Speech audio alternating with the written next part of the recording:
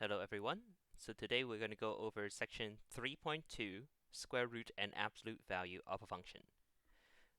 So the square root of a function is simply taking the values of a function and then applying the square root to it.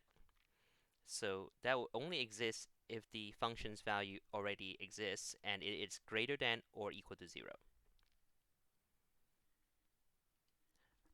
Likewise, we also have the absolute value of a function, and it has no restriction so long as the value of the function already exists. Okay, let's look at some examples. So we'll sketch a graph of f of x equals to 3x minus 2. Then we will sketch the graph of its square root function and also the absolute value function. And we'll compare the domain and range of each one and also look at any invariant points that exist. Okay, so 3x minus 2 has a y-intercept of negative 2 and a slope of 3. So it will look something like this.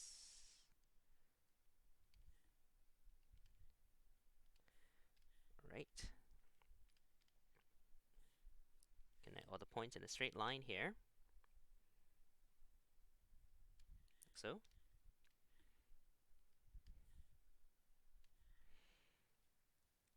Right, and we can also use a table of values. So for example, let x equals to negative 2. Negative 2 times 3 is negative 6, minus 2 is negative 8. Likewise, when x equals to negative 1, f of x is equal to negative 5.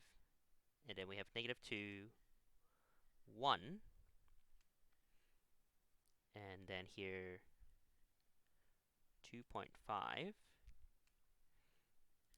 And also 4 and 7, maybe one more, 16. This will become relevant later. All right, let's look at the square root of these values. Notice that if f of x is negative, then the square root doesn't exist, right? We cannot take the square root of negative 8, for example, so this would be undefined. It's going to write UND for short. Likewise for negative 5 here, and also negative 2. The square root of 1 is 1. The square root of 2.5 is approximately equal to 1.58 using a calculator. Square root of 4 is 2. Square root of 7 is approximately equal to 2.65. And the square root of 16 is 4. So there are some points that are familiar that we can use. So also of note is the fact that when should have added this beforehand, but that's okay. Consider what happens when x is equal to 2 over 3. If that's the case, then 2 over 3 times 3 is 2. 2 minus 2 will give us 0 for the original function. It's going to write here. And then the square root of 0, of course, is also 0. So this point would exist on both graphs, and it is, in fact, an invariant point. We also have 1, 1. 2, 2 is also on the graph, and finally the point 6, 4. We could graph the points involving decimals, but it's probably not necessary for us to sketch the curve. And the curve will look something like this. Let's try to draw it here. Oops. It's a little bit difficult, but do our best here.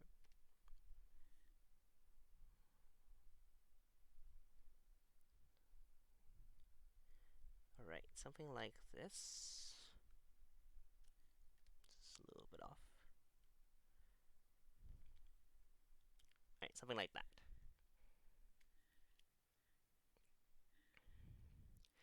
All right, and then afterwards we also have the absolute value function. So of course we just take the absolute values. So -8 we will have for the absolute value of f of x just an 8, +5, 2, 1, and here we have 2.5, 4, 7, 16, and of course here 0.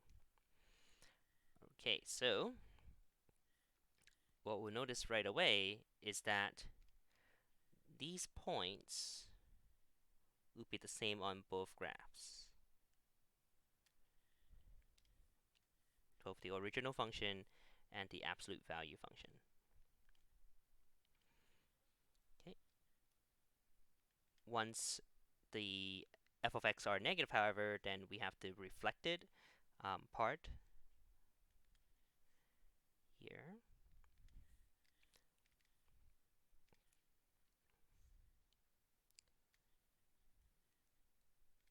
Okay, so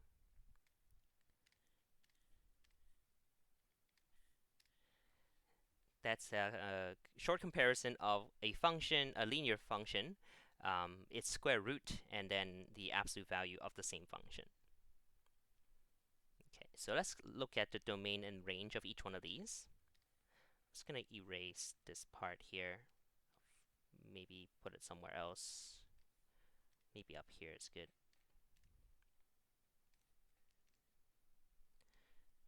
So really do want to use that space at the bottom there for the domain and range. So since the original function f of x equals to 3x minus 2 was a linear function, its domain is just the set of the real numbers. So there we go.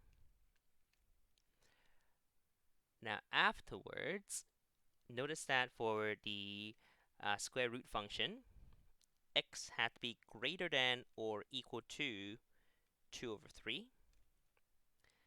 And finally, there's no restriction on the absolute value function, so this would be, once again, x is an element of the real numbers. Comparison of the range is an element of all the real numbers. For the original linear function, for the square root function, y is greater than or equal to 0. And likewise, for the absolute value function, y is greater than or equal to 0 as well. Okay, so let's talk about invariant points. There are actually 2 invariant points that exist on all 3 graphs. One of which, of course, is the x-intercept here. So that would be 2 over 3 and then 0. And the other invariant point that's on all 3 graphs is 1, 1. Okay. So instead of making a table of values every time when we want to graph a function or just its square root or just the absolute value of said function, there's probably a better way. So we'll look at some general trends next. The relative locations of y equals f of x, y equals to the square root of f of x, and it doesn't say it here, but also y equals to the absolute value of f of x. And again, these locations are all relative. Right. So if f of x is less than 0, and that is if the y values of that function are below the x-axis, that's one kind of category. And then we have f of x equals 0, then that, of course, is on the x-axis itself. And the value of the function could be between 0 and 1. So y between 0 and 1. And of course, then we have y equals 1, and y is greater than 1. So let's think about what happens when we take the square root of set values. In the first case, if f of x was less than 0, then the square root of f of x simply does not exist.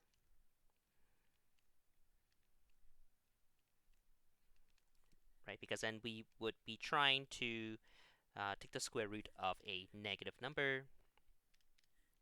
That wouldn't work particularly well. On the x-axis, this will produce an invariant point because the square root of 0 is 0.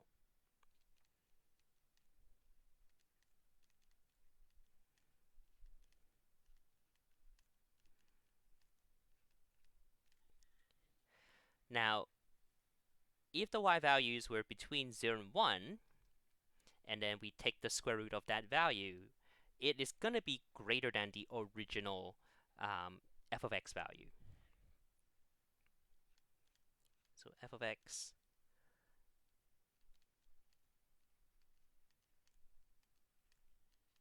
so the square root of f of x is going to be above f of x if x is between f of x is between 0 and 1. So an example of this would be, let's say we look at number like 0.5, its square root is 0.707 and so forth, and that is greater than 0.5. Okay, and in general that's true for values between 0 and 1. Next up we have when y equals 1, the square root of that of course is still 1, so this will produce another invariant point.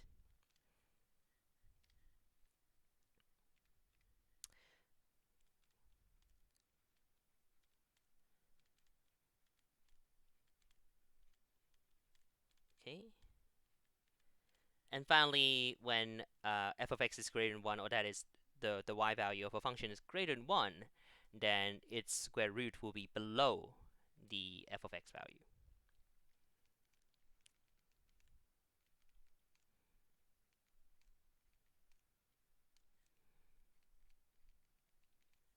Okay.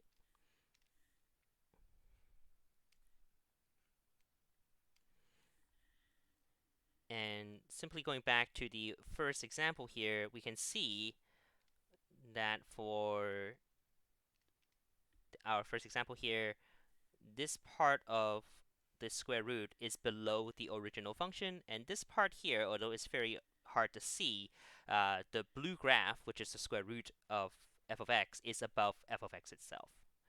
It's very hard to see, but it's supposed to be there. Okay, so going to the absolute value of x. So if the f of x is less than 0, then the absolute value of f of x is just going to be the opposite value. So for example, if f of x is equal to negative 5, then the absolute value of that would just be 5. Okay, and that we saw on the graph already. Oh, I think I'm supposed to write this in green. I'll try to fix that later.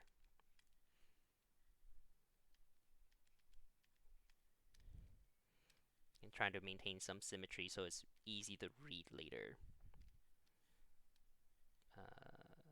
Color green. Wait, hold on. Well, just gonna write that out quick again. Sorry about that.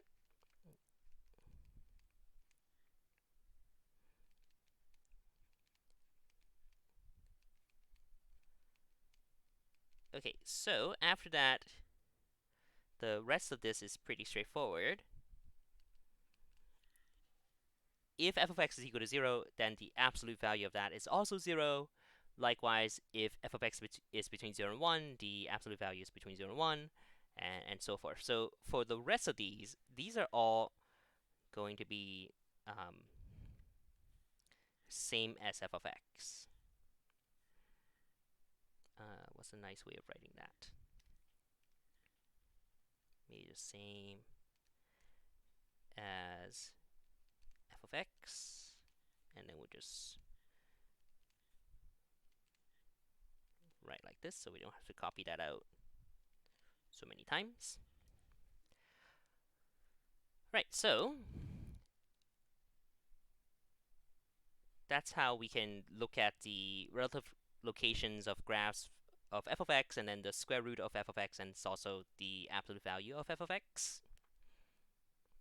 Okay, going back to invariant points. Again, invariant points is a point of graph that remains unchanged after transformation is applied to it.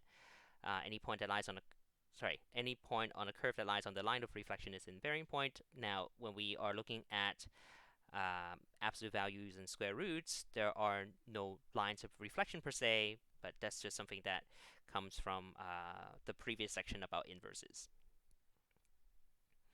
Okay, so strategy to sketch square root of a function, and also, of course, absolute value of a function. Plot the invariant points, join them with smooth curve. Plot at the key points, join the points you have as one continuous smooth curve, and then note the restrictions of the domain. Okay, so minimum at the x-intercept undefined where f of x is less than 0. So let's look at some graphs here. Now, these are pre-drawn because it was very hard to draw these as we went, but I do want to talk about them in more detail. So we have here the original functions, the equations in purple. So for example, the first one was y equals 2, and I made a mistake. And this is not quite it. It was actually y equals 2. Of course, the slope was negative 2 over 3x, and then minus 2, slope-intercept form of a line. Okay, so one way we can examine this is to look at the graphs on Desmos. So here we are. All right, so again, I also made the mistake here. This is supposed to be negative. There we go. Oh, minus 2. Oh my goodness. There we go. So this is the original function in red now, as we have it. So the square root function looks like this. And then the absolute value function we have here. So notice that on the left-hand side of the graph, where the values of the original function is greater than 0, nothing changes on the absolute value function. And on the right-hand side is a reflection about the x-axis. Okay, so about the square root function, I just realized that this doesn't track the mouse. So I'm just going to point out here. Between these 2 points, as highlighted, notice that the green graph is above the original function because the y values there are between 0 and 1, so the square root of those values would be greater. And past that point, here the values will be less than that of the original function because f of x was greater than 1 there. Okay, so that is what we have drawn already here, albeit in a different color, but hopefully it's not too confusing. The domain of we're just looking at the domain of the square root and absolute value functions. So the domain of the square root function is that x is less than or equal to -3. And the domain of the absolute value function, x is an element of the real numbers. No restrictions there. Range, in both cases, y is greater than or equal to 0. And when we're talking about invariant points, we are really only interested in the invariant points for the square root function. And in this case, there are 2 invariant points, -3, 0, because the square root of 0 is 0. So that makes sense for it to be an invariant point there. And also, this one's a little bit more difficult to figure out, but it is -4.5, 1, since the square root of 1 is 1. All right. Next up, there was a parabola. equation for which was y equals to negative and then x minus 1 all squared plus 9. So notice this was written in vertex form. Also, we can consider what we saw in the previous chapter about transformation of functions. So it was a parabola that was reflected about the x-axis, hence the negative sign. Move right one space, hence the -1, and then move up 9 spaces, hence the +9 at the end. So again, the negative sign here is a reflection about the x-axis. The -1, x minus 1 moves the whole graph to the right one space, and then the +9 moves up 9 spaces, and that's how we have the parabola on the graph there. And then the red is once again the absolute value function, and then the blue is the square root function. All right, so just to make sure that this was all done correctly on Desmos as well, just going to go ahead and do this here. We have x, oh, sorry about this, -1 and squared. Uh-oh, I didn't mean to do that. Squared +9.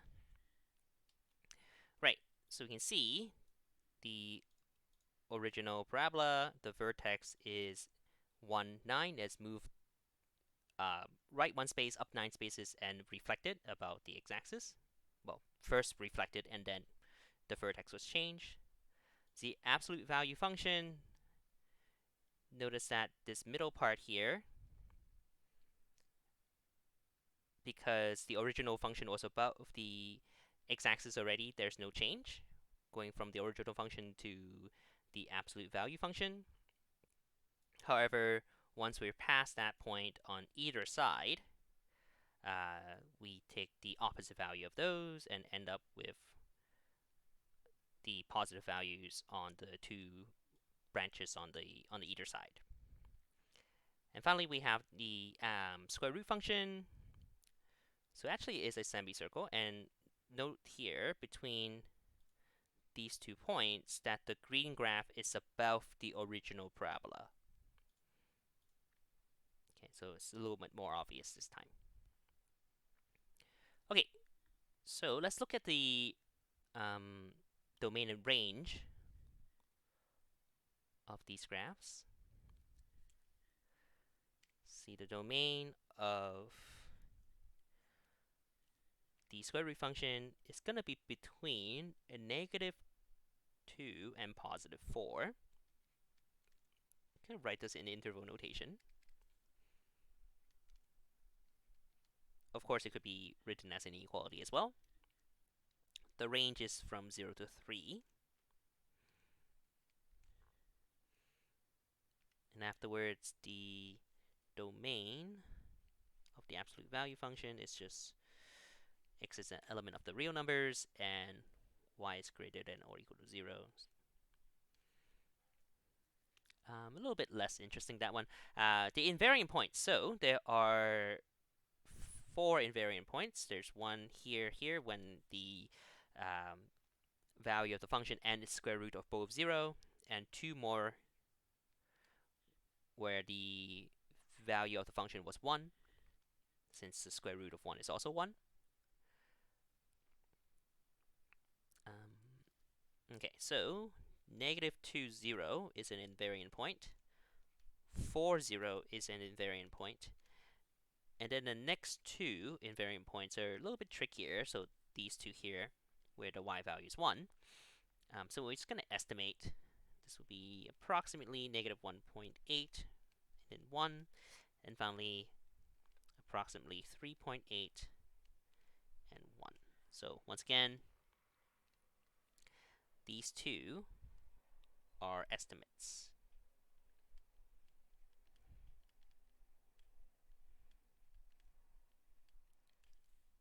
Alrighty. So next up, we have a right side up parabola that was moved left 1 space and down 4 spaces, as we can see in the equation there. And then we took the absolute value and also the square root. Notice the graph is very different from the previous example. And just to confirm this is what it's supposed to look like, let's go back to Desmos.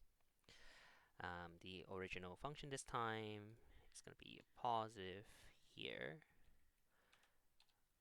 Left one space. I believe it was -4. Oops. There we go. Right, so the original parabola, move left one space, down 4 spaces, hence the vertex -1, -4. We took the absolute value. Notice that only the part in the middle, whose y's values were negative, is reflected above the x-axis. And then afterwards, if we look at the square root function, notice that the middle section, because these y values are negative, its square roots will be undefined. And then on either side of the function, we have these two branches going outwards, because the square root values between 0 and 1 must be greater than the original function, and then afterwards must be less. So that's the only way the curve is really going to work. Although, to support the idea, it would be a good idea to find more points along either side. All right. Let's look at the domain and range of this one as well.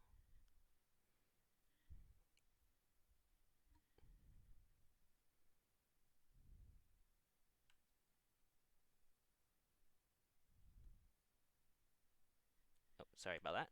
That was unintentional. Okay, there we go. All right, so the domain of this square root function,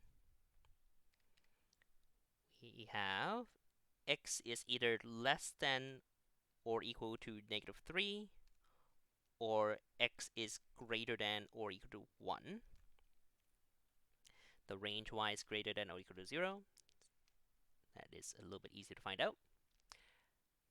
All right, and then the domain and range of the absolute value function.